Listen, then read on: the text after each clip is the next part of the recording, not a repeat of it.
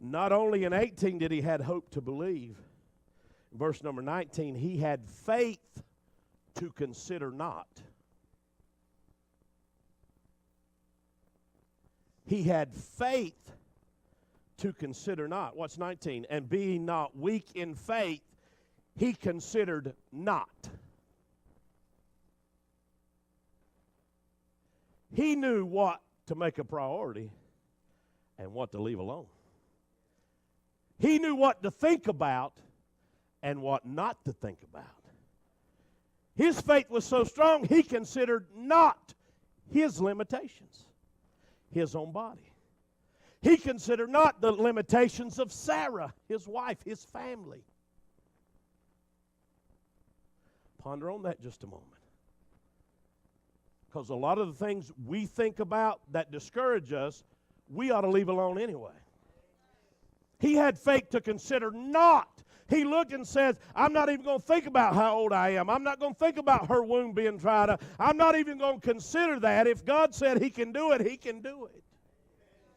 You look around and say, well, I'm down on this job, and it's not a real good job. It's a bad job. Or you look at your bank account and say, man, we're real low. What are we going to do?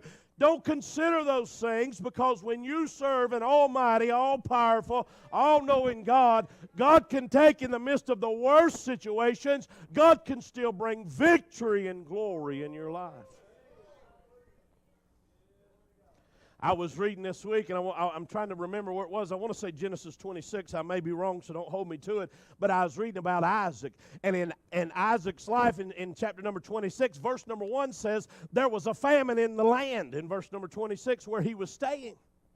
There was a famine in the whole land, and then you get down about 3/4 of the way through the chapter. Here's what it says. And God blessed Isaac so much that whatever he planted, God give him 100-fold. Well, what does that mean to us?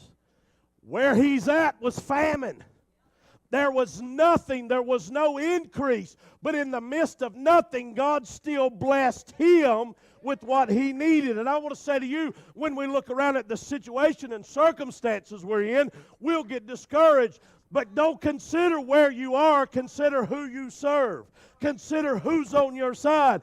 Greater is he that is in me than he that is in the world. Even in the midst of famine, God's still blessed. And I want to say to you, it may seem like you're down, but I promise you, God's still working on your behalf. Stop looking at the negative. He considered not. He didn't think about his body being dead. He didn't think about his wife's womb being dead. I mean, just dead, dead, dead. Why? Because the promise he had from God was more important. It carried more weight than the circumstance and situation he was in. Now, you don't have to stand up and say, you don't even have to lift your hand. But a lot of us in here have been in those situations that looking on it from our perspective, it was hopeless.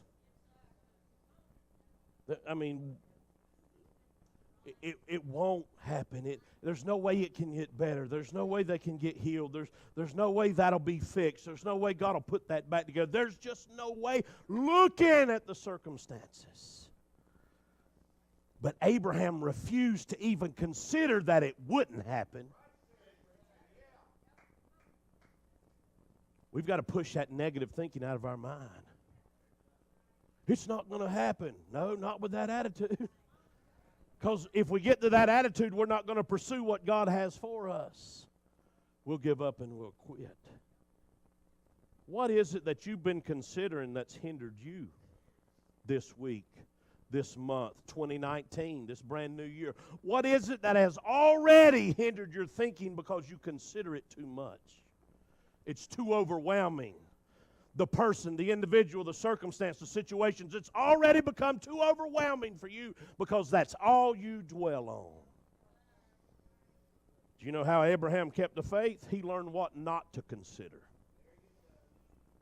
He learned what not to think about. Your mind's powerful.